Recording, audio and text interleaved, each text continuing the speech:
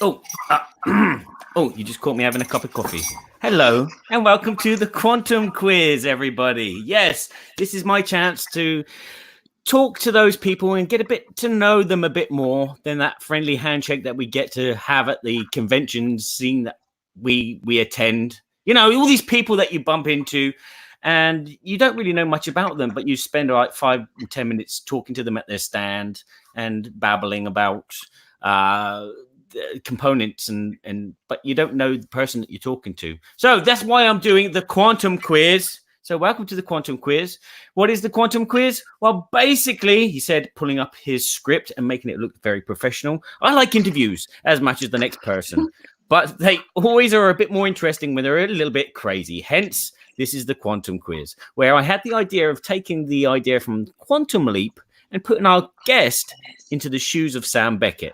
A time traveling into different people throughout time, obviously, because that's what time is. And it's just another way to find out a thing or two about them. So, you know, I'm going to chuck someone into Sam Beckett's shoes, and then maybe they're going to just jump into somebody to find out a bit more about that person because they want to be like the fly on the wall, or maybe they want to change something in their life. And joining me today from Holy Grail Games, we have not Jamie, but Georgina. Hello. Hi, Barry. How are you doing? I am very good. Enjoying this lovely kind of autumn cold weather, which has finally hit France. What's it like in Nancy? It's pretty much the same. It's nice weather here. We don't know that, obviously, because we spend all our time locked away in offices, underground most of the time, in cellars. But yeah, the weather's good here. It's just cold, but it's about time, really. Yes, about time, and wet as well. It's been quite rainy for a change. Yeah. Excuse me. This is how you know when you're talking to an English person, because the first thing we go for is the weather. That's my chat up line in French as well. I don't have many chat up lines in French. You know, it's board games or the weather. Ça va? Oui, ça va. Oh, il fait beau aujourd'hui. Oh oui, c'est joli. Yeah, voilà. There you go. Anyway, let's crack on with the quiz, as many of you want to do. Again, if you have any questions and you're watching live, you can join in the chat. And if you think you know the answers to one of Georgina's riddles, then maybe you can answer as well. Right, so what we're going to do is throw Georgina into Sam Beckett's shoes, and Sam Beckett's shoes are going to go flying into the past, into somebody from the music industry. But who and why? Well, oh God. Well, this is a tough question for me because I'm one of those really annoying people where you go, what kind of music do you like listening to? And I go, oh, well, you know, I like a bit of everything, really. I'm one of those horrible people. But my mom was a mod. And I grew up listening to, you know, Rolling Stones, Pink Floyd, all that kind of stuff. So, yeah, I mean, I would probably say pretty much anyone from one of those like older bands, because they look like they had a great time. And any of them that are still alive look like they've been pickled. And they're pretty much just still alive because they're just bathing in all the stuff they've consumed over the years. But they look like they're having fun. I'd go for that. Okay, so you're going to jump into the shoes of someone from the 60s and 70s, in just any musician, just to be pickled. Yeah, pretty much. I mean, hey, they look like they're having a good time of it. I don't see why not. Yeah, you could say that. I mean, although Jimi Hendrix didn't have a good time of it. No, that's true. That's true. Well, you know, one of the slightly better preserved ones, maybe. Yeah. What would you say, Mick Jagger? No, not Mick Jagger. No, maybe not. Maybe not. On second thoughts, I'll take it all back. I'll say, I don't know, Taylor Swift. Oh God, I'm not a Taylor Swift fan. Please move on to the next question. I'm embarrassing myself. Don't know how to continue. No, I want to find out more. Well, you just listen to everything, which is really nice. It's refreshing for me. Yeah, I do. I'm actually a big fan of Spotify because I have a bad sort of general music culture, and I don't tend to talk about music with my friends very much. I listen to their like discovery playlists, and they sort of let me discover lots of new music that I never ever would have heard about otherwise, because if it doesn't sort of scoot by on the radio, or it's not something I heard when I was a kid, then I never find out really. So yeah. Yeah, you're normally in two classes of music with the radio. It's like the old kind of retro nostalgia, where they just play everything from the 80s and 70s, and it's like the same songs over and over again. And then you have like the modern music, which is again the same songs over and over again with nothing new. And that's true. I'm more of a Spotify person as well. I like just clicking randomly. But then again, I like clicking myself and listening to my music because it generates income. That's a good point. You know what, Barry? I'll go and just click on all your stuff at the end of this video, unless you upset me. I'll never upset you, will I? No, you're a delight. You're a delight. Okay, we'll move on then before I do upset you. Right, the next person you're going to jump into is someone that shaped the board gaming spheres. And we're not just going to do this in a straight. Oh, God. Who is it going to be? You're going to draw a picture for me. Right. Now, I have, as well as terrible music culture, no art ability. So this is going to be funny. Right, hang on a minute. Give me a sec. Oh, you know what? It'll probably be at the very least vaguely recognizable. If you don't get this, then you don't belong in the board game industry. That's pretty much it. That's all I have to say. Okay, so it's gone from me trying to insult and upset you, and you've just upset me. Okay, are you ready? Are you ready to be blown away? I am. Okay, here we go. Okay. No, that's good. I think it can only be one thing. Wingspan. There you go. It's haunting my BGG, all my local game stores, every event I go to. It's everywhere. That bird.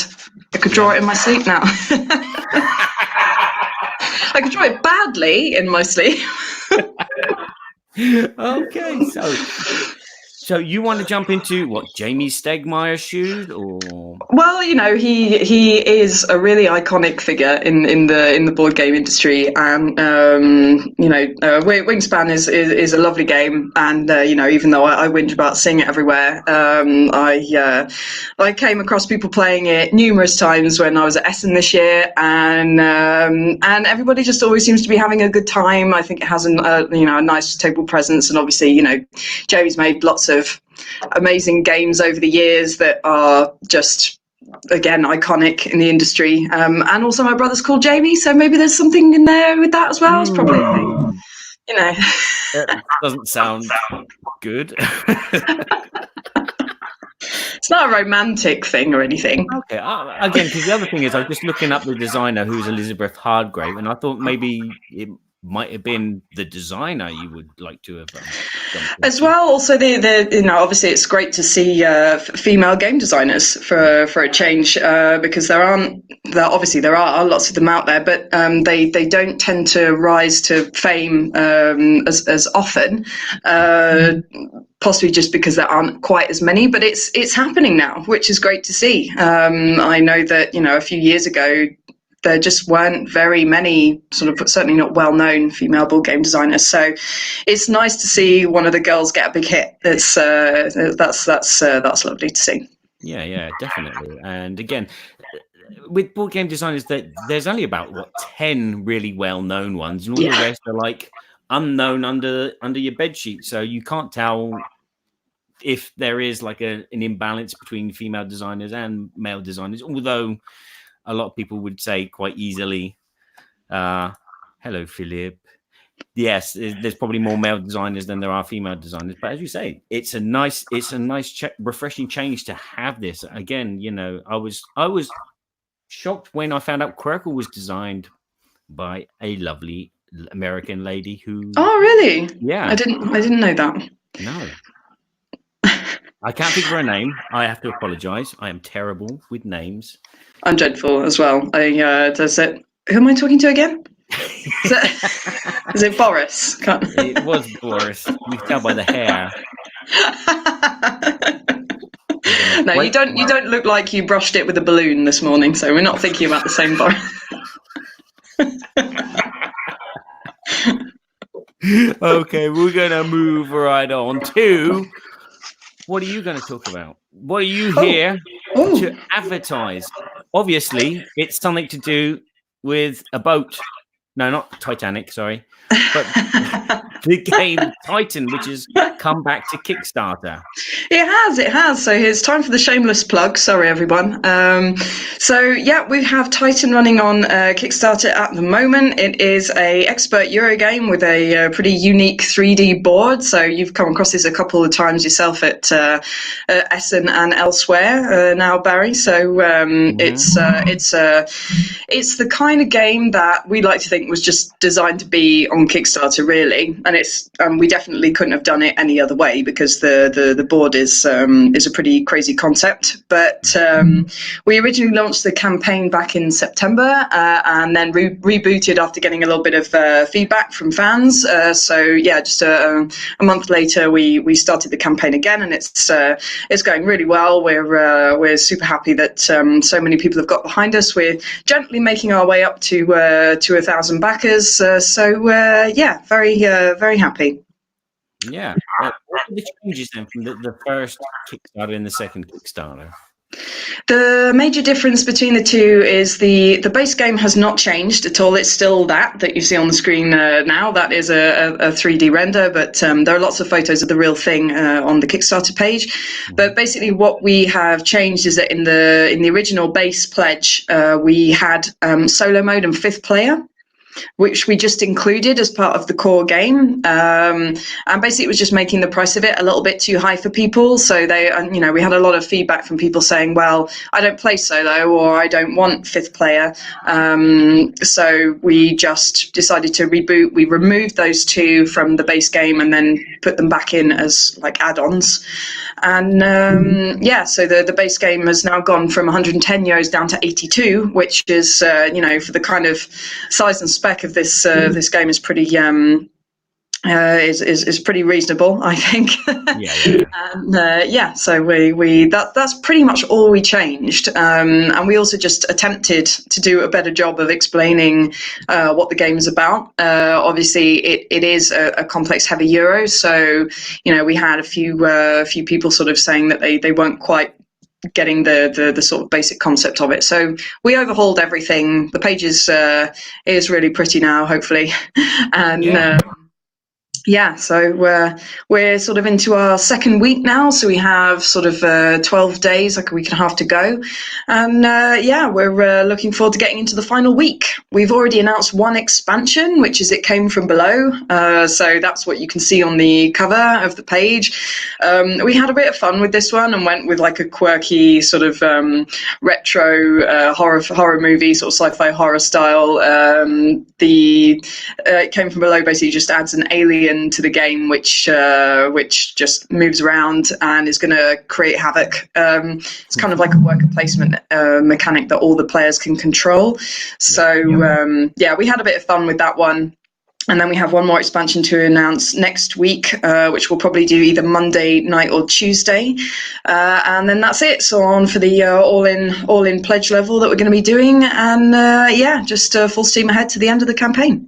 It looks like Logan had a lot of fun designing the alien. He did, yeah. He had a lot of fun with this, and the expansion itself is really great fun. We had a few comments from people saying, "You guys just went nuts on this." Like it's quite. The theme of the base game is quite sort of straight-laced and it's a nice retro sci-fi kind of feel, but there's not an awful lot of sort of humor or whimsy about it. But for the expansions we just kind of went all out, really. It's kind of like Ticket to Ride, where it's quite a nice straight-laced family game, and then they chuck in the Alvin and Dexter expansion, so you've got a dinosaur and an alien. Yeah, pretty much. Okay. Hey, can you talk about things for the future with Holy Grail? Yeah, sure. Well, we have another exciting Kickstarter coming up actually at the end of the month. So we're kind of chaining these two together. Our next Kickstarter is not going to be a new game. It's going to be, we're calling it Museum 1.5 because obviously our first sort of big Kickstarter game was Museum. And we're bringing out like a deluxe box for it with inserts by Game Trays. We're also bringing out a new expansion and just like a few little extra bits and bobs like corrected cards and things like that, anything that wasn't quite right in the first campaign. And also anybody who has bought the game in retail since it was released can get their hands on those Kickstarter exclusives. So yeah, that's for the end of the year. I haven't had anything wrong with my version yet. Oh well, there you go. That's what we like to hear. It's mostly just kind of like the FAQ kind of stuff where people sort of go, well, yes, but if I use this card in this situation at the same time as this one, what happens? So there's that. And there are a few little things like spelling mistakes and things that we didn't quite make precise enough. So we're going to correct all of that. We've also got that. Was that Jamie? Sorry? Was that Jamie's fault? Yeah, obviously. Isn't it always? At the end of the year, we've got Rallyman GT and Dominations, which are being delivered to our Kickstarter backers. Yeah, so they are actually on boats right now. Dominations is on the boat, and Rallyman is going to be loaded on boat next week, I think. So yeah, all steam ahead for that. So yeah, we're really pleased with that, and those games will both be going to retail early next year. And we're working out, hopefully nobody from the office is going to kill me for talking to you about it because we haven't actually really spoken of it much yet, but we're actually working on a museum card game. So it's going to be like a streamlined sort of simpler, faster play version of Museum. The mechanics are slightly different, and obviously you don't need as much stuff as you do to play the original Museum game. And then next year we've got lots of exciting projects coming up. A few of them I can't really talk about too much just yet, but let's just say the Museum card game is not the end of Museum, and Rallyman GT is not the end of Rallyman. Oh yeah. So yeah, well, we've I'll announce it when I'm allowed to, but I think Jamie might strangle me if I go into too much detail about something. I can already guess that you're going to be like racing moon buggies on Titan. That's what I it's going wish to be. That would be such good. There you go. I've been pushing for a Mad Max version of Rallyman, but I'm meeting resistance with that at the minute. I'm working on it. Yeah, that shouldn't be a hard sell, really. No, not really. Other than Georgina, licenses are expensive. That's You just call it Mad Margaret. Mad Maurice. Yeah. You could localize it then, couldn't you? The game, it launches in France, it's Mad Maurice. It launches in England, it's Mad Maggie. It launches in America, it's Marge. Mad Marge. Oh, and don't you love it when the French actually write better than us? Like Philip's writing hello, and then my friend Mash goes, "Is it me you're looking for?" Keep going, guys. Keep going. Keep going. Yeah, we keep going. We're going to jump to a commercial now, so hang around. This video was made possible with the help of Game Toppers. Upgrade your gaming experience with a Game Topper.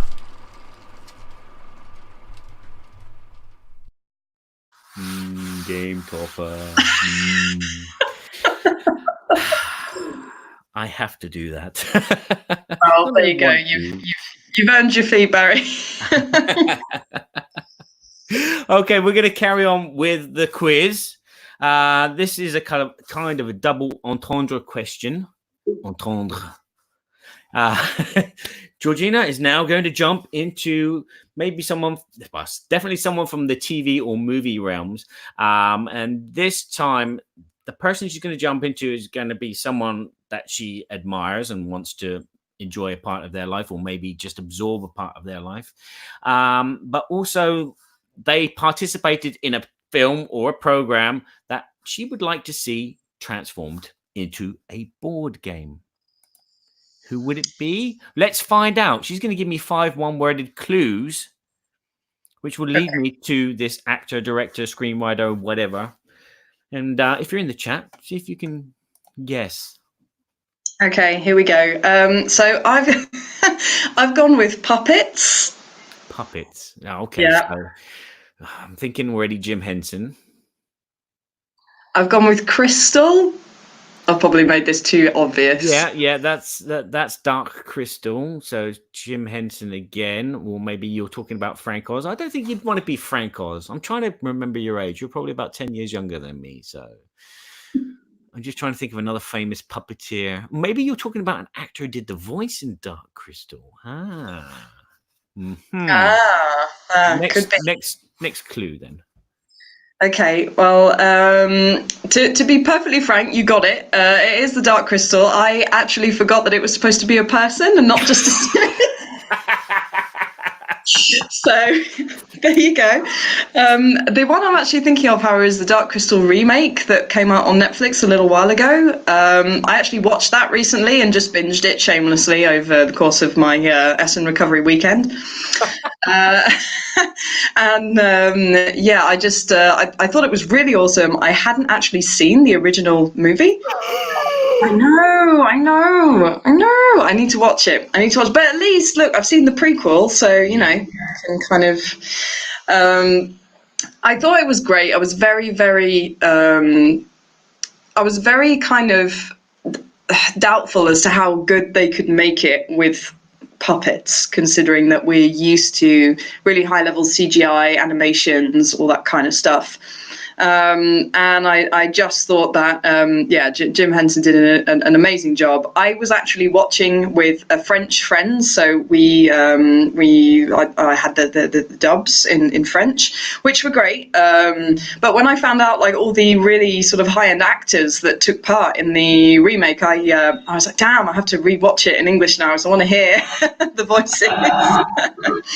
But yeah, I think that Jim Henson is amazing. I also watched the making of afterwards, and the amount of passion and energy that he and everyone on the team put into it is fantastic. And to be able to create such a complex world out of puppets is amazing, really. So it's I was really impressed, and I have to think that it would make an awesome board game. Yeah, it's better than the one that is currently out. Yeah. I mean, I to be fair, I haven't actually heard an awful lot about it, which is possibly not for nothing. Yeah. I mean, considering the amount of really cool like narrative board games that are out there now, and how far the industry has progressed, I think we could do something really cool with that. So, if anyone out there wants to make a Dark Crystal board game. Yeah. So what kind of style do you see the game being? Do you see it being as like a Twilight Imperium, or do you see it like being a Agricola? Or I think it would have to be an Ameritrash kind of narrative game. I don't really see how you could do it really many other ways. Admittedly, the characters are all really sweet and very endearing, but I'm not sure how how you could sort of make that work for a complex like Euro type mechanic. But I think it could make a really cool sort of story driven board game. Possibly maybe something along the lines of like Stuffed Fables or something like that. One of the things that's sort of great to get more kids into board gaming, maybe. Yeah, so not like a chop lumberjack, and you got the crystal in the middle, and you got to chop it into little pieces. Yeah, no, maybe not.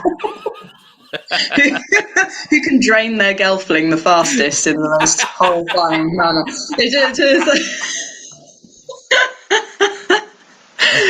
Oh god! And you know what? It's the kind of thing where I think that when you were a kid, that would have both entranced and absolutely horrified me. I think that movie just given me nightmares. Yeah, I remember and trying to figure out how he did it all, because being kind of a Jim Henson fan, I knew the Muppets, I knew Sesame Street, I knew how it all worked, and then I watched that film and I thought, how the fudge did he make that gelfling walk? And it was like, okay. And then several years later, the end of the 80s, I saw a making of, and I was like, oh, it's very clever how this worked, and the Land Striders, and how they made the pod people be drained. It was really, really amazing. And it's still amazing. I would say don't get your hopes up too high about the original film. Obviously, it's very old.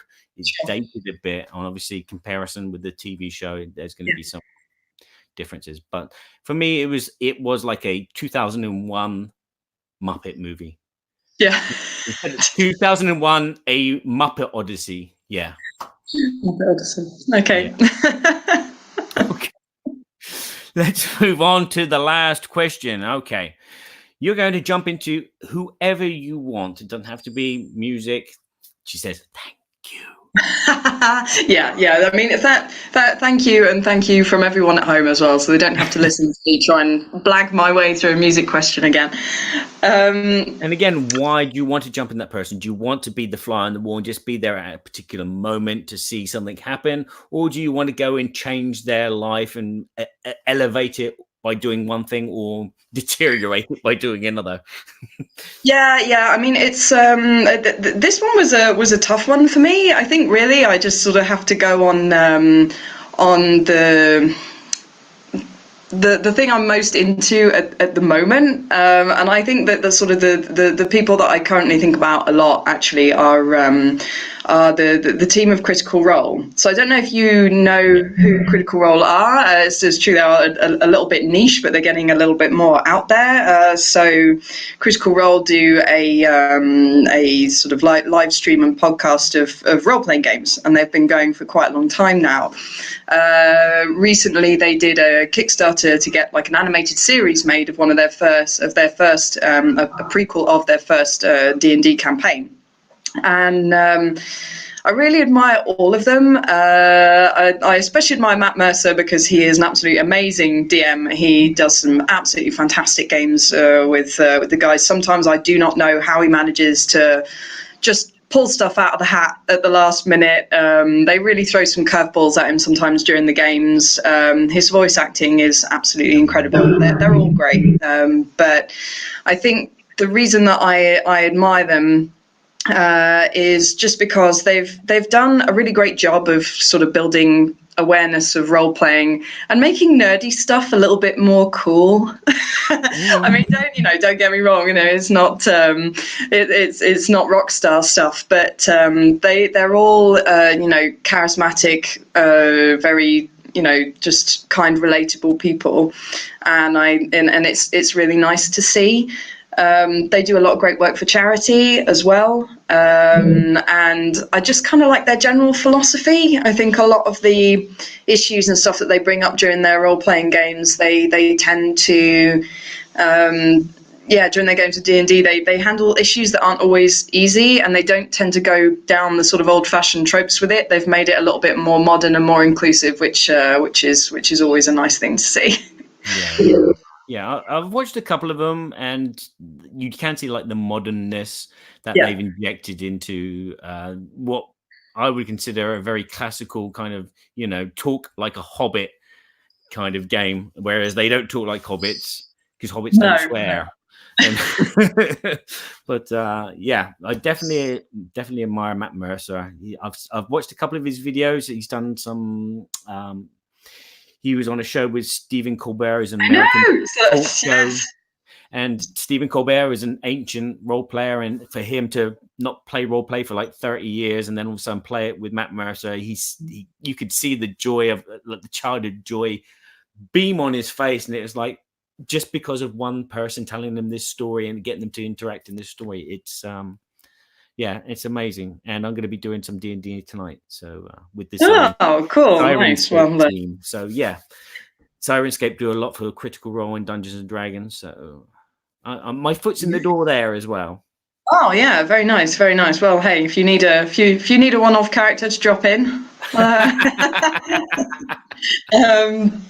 definitely the guys from Critical Role, and Matt Mercer in particular, and also I just found out yesterday that they Amazon have ordered a second season of their animated series, which is awesome. Wow. So hey, you know, they're already getting to sort of the bigger leagues, but seeing them get that far is really amazing. I'm really happy for them. Yeah, that's really, really, really cool and really interesting. I found out a bit more about you, Georgina, so I've got something more to talk to you about next time we bump into each other at Paris Ludic or Yes. Essen or wherever in the world we are. Instead Well, of you just know, like, what's this game? How's this game work? Where's your and then you can brother? just torture me back by going, "Who is this person in the music industry? Have you heard of this?" And I'll go, "Oh God, no, go away." No. And then we can talk about Dark Crystal then, and you can tell me how you think they did that bit. Sure. Okay. I'll brush up. So there you go. That's the Quantum Quiz. This is the wonderful Georgina from Holy Grail. I am not worthy. Do you want to leave some plugs about where to find you or where to find Holy Grail? Sure. We are on Facebook under Holy Grail Games TT, which is Holy Grail Games Think Tank. We're on Twitter under Holy Grail Games. We're on Instagram under Holy Grail Games. If you want to take a look at the Kickstarter page, it is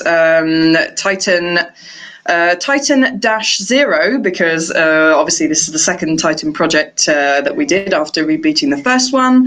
And our website is holygrail.games. Yeah, come ahead, find us, ask me questions on Facebook. I'm generally the person that answers. So yeah, you're the community manager, aren't you? Look at that. I am. I'm the community manager, translator, proofreader, general comms person, and car driver. Yeah. Yeah, I do all that stuff. So yeah, go ahead, take a look at our website. It is it desperately needs updating, and I will do it when I get some time. It looks good. It looks good. What are you on about? It's updating. Better than some people's. That's for sure. So there you go. Thank you very much for joining me, Georgina.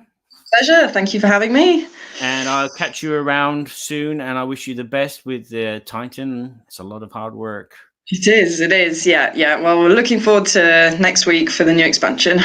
Yeah. I don't know if I'll get the expansion. I'm more interested in the base game myself.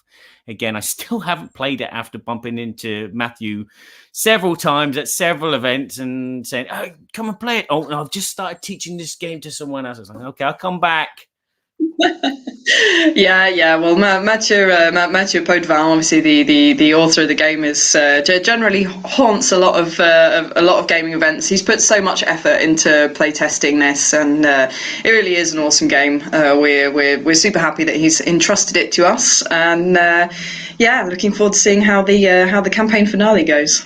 Yeah, and his next game is Glory to Rome, not Glory to Rome, Road to Rome. Road to Rome, yes, absolutely, which we're currently working on. We've shown it at a few events, and yeah, we've had some really good feedback about that one. So that game will actually be a straight to retail. We're not putting that one on Kickstarter because it's quite a small, simple game. So yeah. And definitely worth playing if you're a family gamer and you like Ticket to Ride and things like that. So yeah, look out for them. Thank you very much, Georgina. I'm going to say ciao for now. Remember, everybody, you can find me on BoardGamesEverybodyShould.com. All the board game reviews, all the board game podcasts, all the board game music, and board game dental floss that we sell. Yes, we sell dental floss. I say ciao for now, and I need to find the right button to sign this off. Thanks for watching.